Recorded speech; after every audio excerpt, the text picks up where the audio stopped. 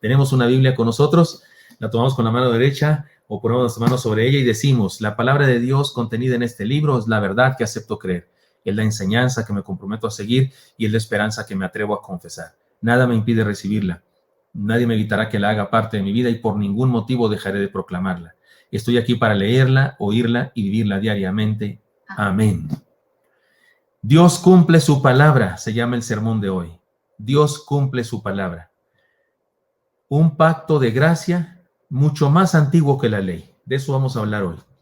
Mire cómo dice la carta del apóstol Pablo a los Gálatas, capítulo 3, versículos 15 al 18. Se los leo, me siguen con su vista o lo leen ustedes en voz alta en su casa, al fin que no nos interrumpimos. Hermanos, hablo en términos humanos. Aunque un pacto sea de hombres, una vez ratificado, nadie lo cancela ni le añade. Ahora bien, las promesas a Abraham fueron pronunciadas también a su descendencia.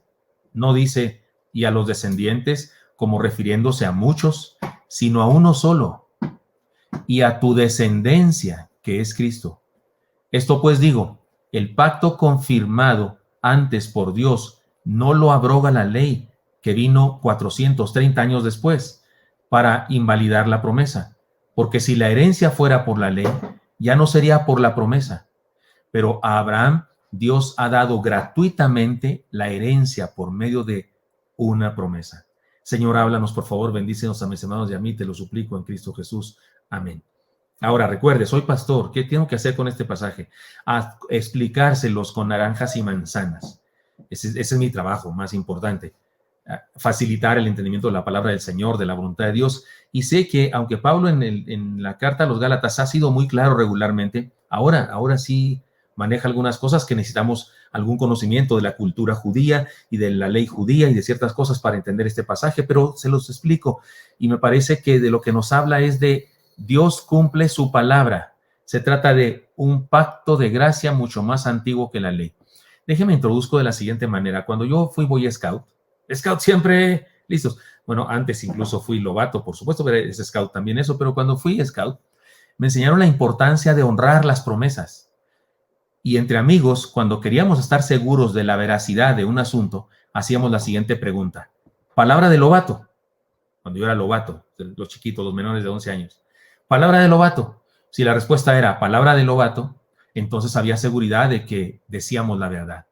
Si alguien me decía alguna cosa, alguna historia, lo que sea, yo quería saber si era cierto palabra de lobato, él respondía palabra de lobato, entonces era cierto, definitivo, no podía mentir diciendo palabra de lobato.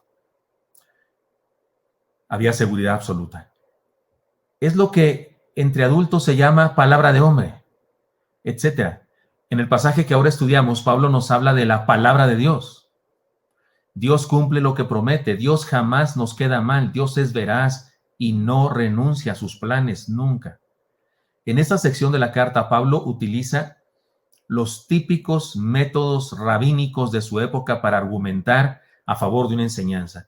Es decir, Pablo es un rabino convertido, y él ahora utiliza esas herramientas educativas, pedagógicas de los rabinos.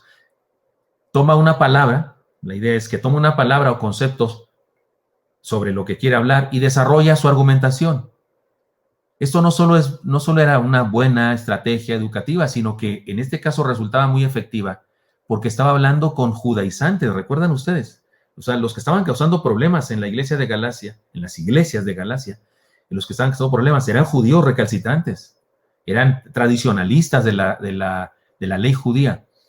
Así es que el apóstol Pablo está usando estos métodos porque les quedaba bien a ellos. Analicemos entonces una a una esas enseñanzas. Y me parece que podemos hablar de esta primera. El pacto de la gracia se basa en la palabra de un Dios inmutable. Pablo, recuerden, estaba defendiendo la gracia.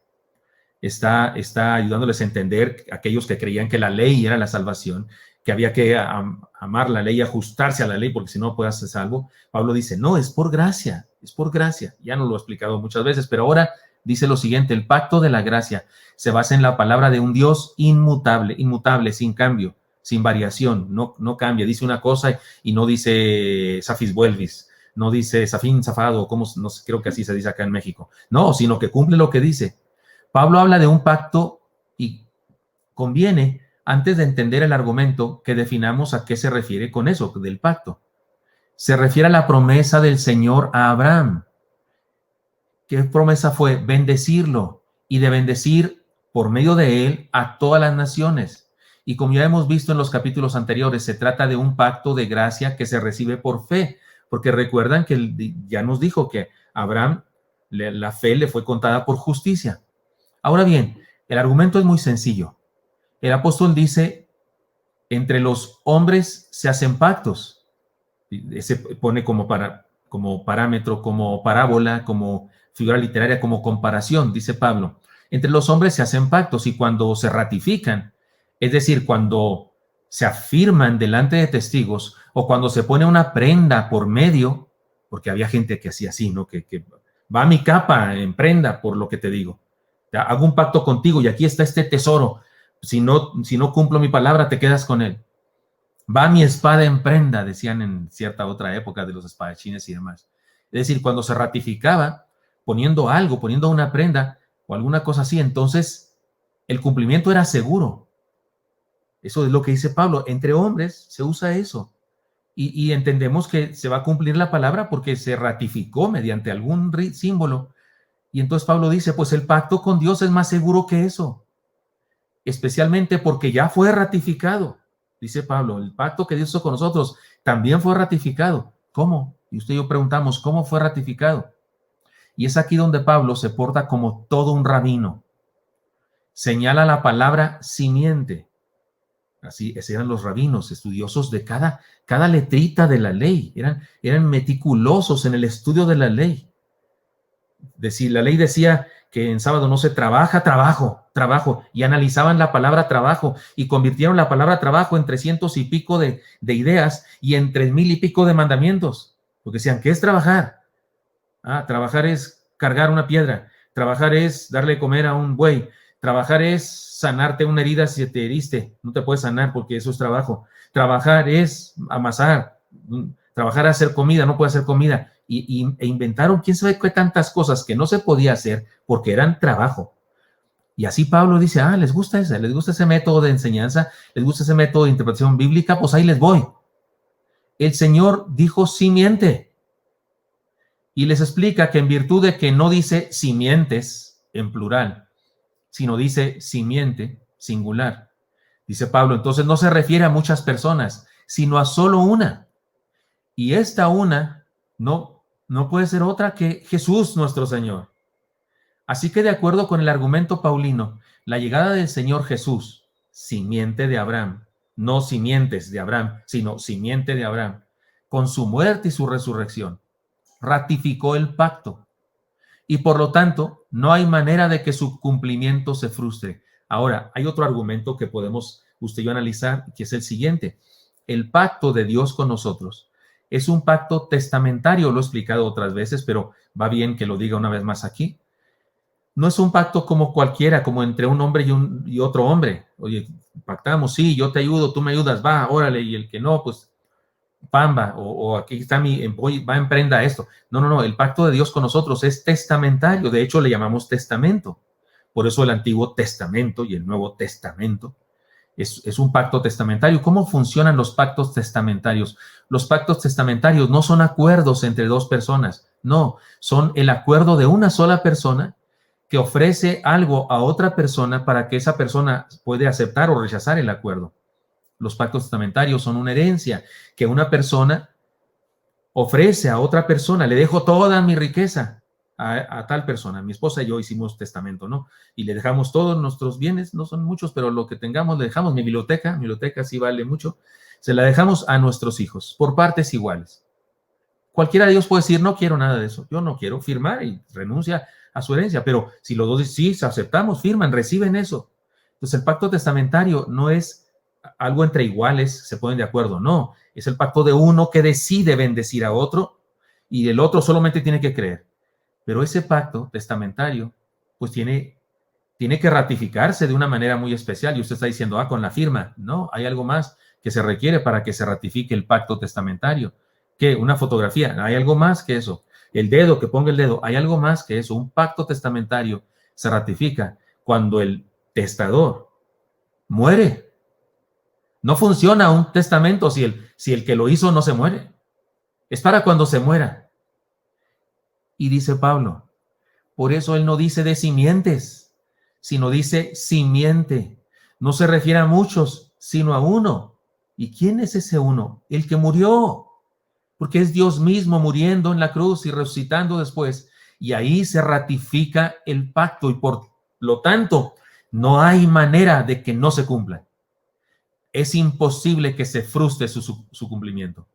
Así que la salvación que Dios ofreció a Abraham a causa de su fe es una realidad para todos los descendientes de Abraham, en tanto que todos formamos el cuerpo de Cristo en quien el pacto fue ratificado. Sé que se requiere de mucha atención y profundidad de pensamiento para entender esto, así que déjenme explicarlo ahora todavía con más manzanas y más naranjas. Pero esto es lo que está diciendo Pablo aquí, con este método rabínico de explicación, tomando palabritas como les encantaba a ellos, que se les explicaran las cosas de la ley, y les está enseñando que la simiente, que es una sola, es Cristo mismo, y que se ratifique el pacto testamentario porque incluye la muerte. ¿Cómo lo podemos decir de otra manera más clara? Dios hizo un pacto de gracia por la fe con Abraham. Recuerden, no era un asunto de obras, fue de gracia con Abraham.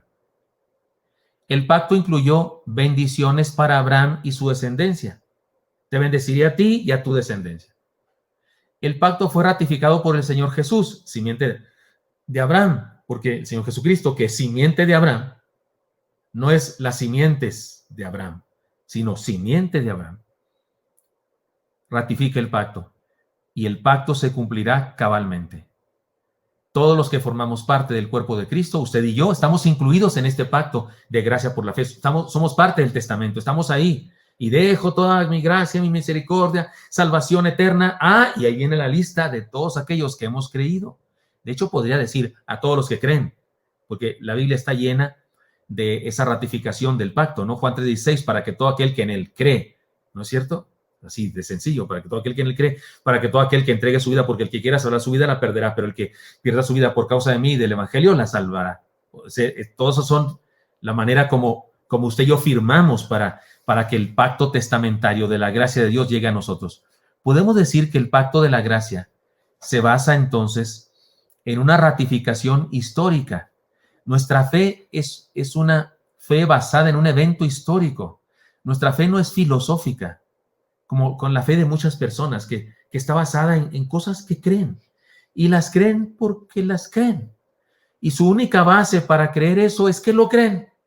Eso se le llama la esperanza mágica, una fe mágica. Hay mucha gente que cree eso, no es fe, es subversión, pero es una como esperanza mágica. Hay gente que dice, no, este año va a ser, este año sí voy a lograrlo. No, este año lo siento que sí, yo siento que sí. ¿Y basado en qué? ¿En dónde ese sentimiento, esa seguridad, dónde pisa tierra? ¿Dónde está basado? No, pues no, en que yo siento. Eso no es nada, eso no es nada. Y el mundo está lleno de eso, de creencias que están basadas en una idea solamente. Los que creen en la Santa Muerte. ¿Qué es eso, por Dios? ¿Dónde se basa eso de la Santa Muerte? ¿Cuándo esta señora o quien sea, que no es nadie, por supuesto, es una circunstancia, no es un ser, sino es una circunstancia, ¿cuándo estuvo aquí? ¿Cuándo predicó? ¿Cuándo murió y resucitó? Nada, no existe. Es una idea que alguien agarró, la dijo y la creen y piensan que mientras más la creen, pues más fuerte es. Y los que creen en sobarle la panza al Buda y los que creen en tener ovejas así, porque las ovejas traen lana, entonces, y los que ponen cuarzos en su casa, en su bolsa, los que ponen ajos, los que ponen, ¿cómo se llaman? Las que se le pone una cosita roja, la sábila, los que echan sal en la espalda, los que se van de rodillas hasta no sé dónde. ¿En dónde se basa su fe? Bueno, la fe nuestra se basa en un evento histórico real, auténtico, realizado por Dios, que nos lo cuenta este libro, y que la historia completa de la humanidad no puede negar, porque historiográficamente se puede probar la existencia de nuestro Señor Jesucristo, y lo que hizo por nosotros es más fácil de probarlo con las reglas de la historia que cualquier otro evento de la historia antigua.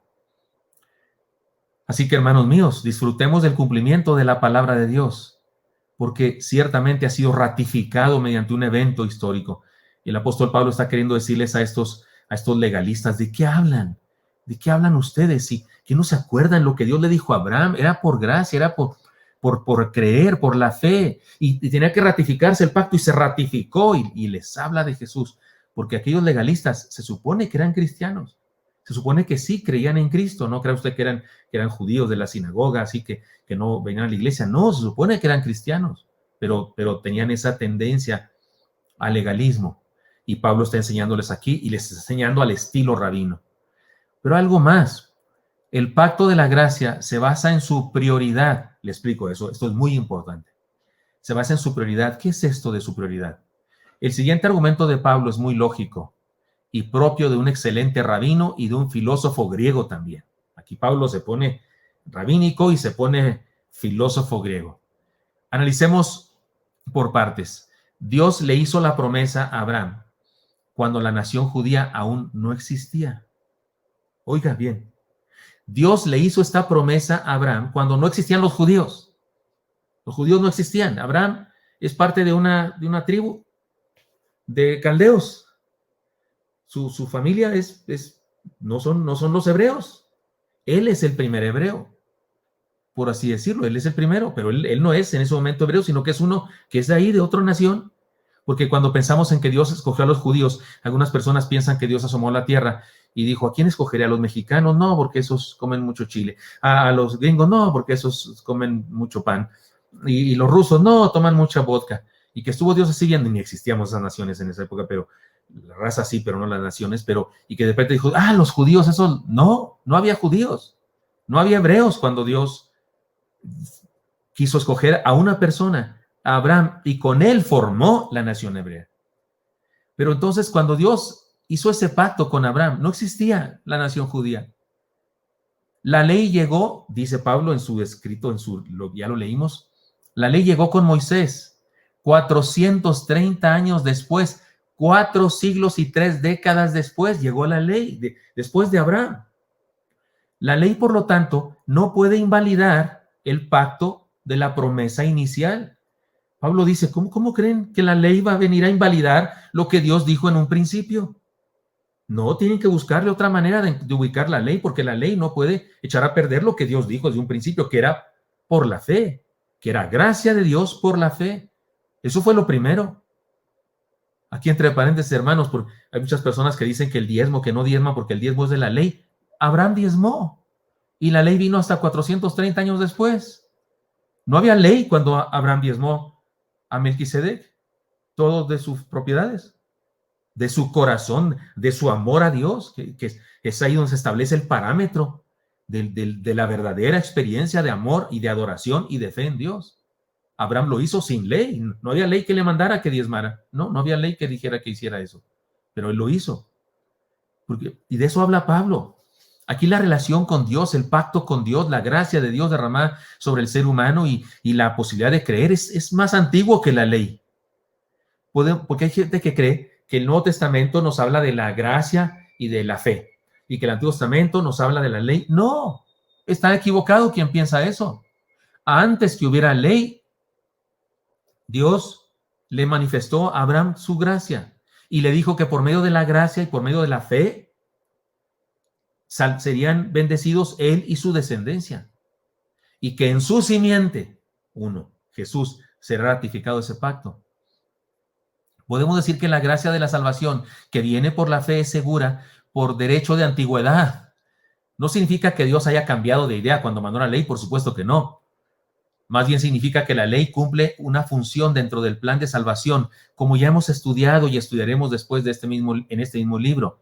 Pero su función, la función de la ley, no es de ninguna manera salvarnos, porque por la ley nadie puede ser salvo. Así que el pacto inicial está vigente. El plan de Dios de salvar al ser humano por gracia, por medio de la fe, está vigente desde Abraham. O sea, este asunto de la gracia y la fe es desde Abraham, no en el Nuevo Testamento, no a partir de Mateo, no, está desde Abraham. Vivamos la gracia que Dios nos ofreció por la fe desde antes que llegara la ley. Por eso les dice Pablo a los legalistas, ¿de qué hablan? ¿Cómo quieren meter aquí la ley a la fuerza? Si desde un principio era por gracia por medio de la fe. El pacto de la gracia se basa en la segura promesa de Dios. El asunto serio de la religión judía era la relación del hombre con Dios. Ese es el punto serio. Los rabinos enseñaban que la única manera de llegar a Dios era por medio de la ley. Pablo ya les ha dejado a los Gálatas muy en claro que el camino de la ley trae maldición y muerte. ¿Se acuerdan? Ya estudiamos eso, que someternos a la ley es maldición. La única manera que el ser humano tiene para acercarse a Dios es por medio de la fe. Y el resultado de eso es su gracia. Entonces, para los hebreos era muy importante la relación del hombre con Dios. Cuando definen allá en el Antiguo Testamento a los reyes, ¿cómo se definen los reyes? Si son buenos o malos. Hizo lo bueno delante de los ojos de Jehová o hizo lo malo delante de los ojos de Jehová. Si su relación con Dios es lo más importante. ¿Con quién se casó? ¿Cuántos puentes hizo? ¿Cuántas armas inventó? ¿Cuántas batallas ganó? Eso no es lo más importante. Lo más importante es, ¿tenía una buena relación con Dios o no? ¿Obedecía a Dios o no? Es lo importante, y tienen razón los hebreos de la época de Pablo, lo importante de un ser humano es cómo está su relación con Dios. Pero había dos posibilidades según ellos. Bueno, no dos posibilidades. Había dos cosas en juego aquí. Los legalistas decían, es por medio de la ley que nos relacionamos con Dios. Y Pablo dice, no podemos. Es por medio de la fe que nos relacionamos con Dios. Es creyendo en Él. Sometiéndonos a la ley, estamos malditos. Creyendo en Él por fe, somos salvos. Así que, hermanos míos, la palabra de Dios es segura. Acerquémonos a Él por la fe. El camino de la ley y el camino de la gracia son la diferencia entre aproximarnos a Dios como juez o acercarnos a Dios como Padre. Es buscarle ante el tribunal o lanzarnos a sus brazos de amor. ¿Cómo quiere usted? ¿Cómo quiere usted eso? ¿Cómo se quiere acercar a Dios? El camino de la ley es acercarnos a Dios como juez. El camino de la fe es acercarnos a Dios como Padre amoroso. El camino de la ley es buscarle ante el tribunal. El camino de la fe es buscarle en casa, buscarle en el rebaño como pastor. Se necesita ser muy necio entonces para insistir, seguirle en el camino del legalismo, en la religiosidad y las obras. Busquemos a Dios tal como somos, tal como estamos. Depositemos en Él nuestra fe y experimentemos su gracia. Una vez más, Pablo culmina este asunto con gracia. Recuerden, era el problema de los hermanos de Galacia, era el problema. Habían entendido el mensaje de la salvación por gracia, por medio de la fe, pero vinieron los legalistas estos, los judaizantes estos, y les trastornaron y les fascinaron, los engañaron, los embrujaron. ¿Se acuerdan cuando estudiamos esas palabras? También yo me porté como rabino judío y les expliqué esas palabritas. Los confundieron todos.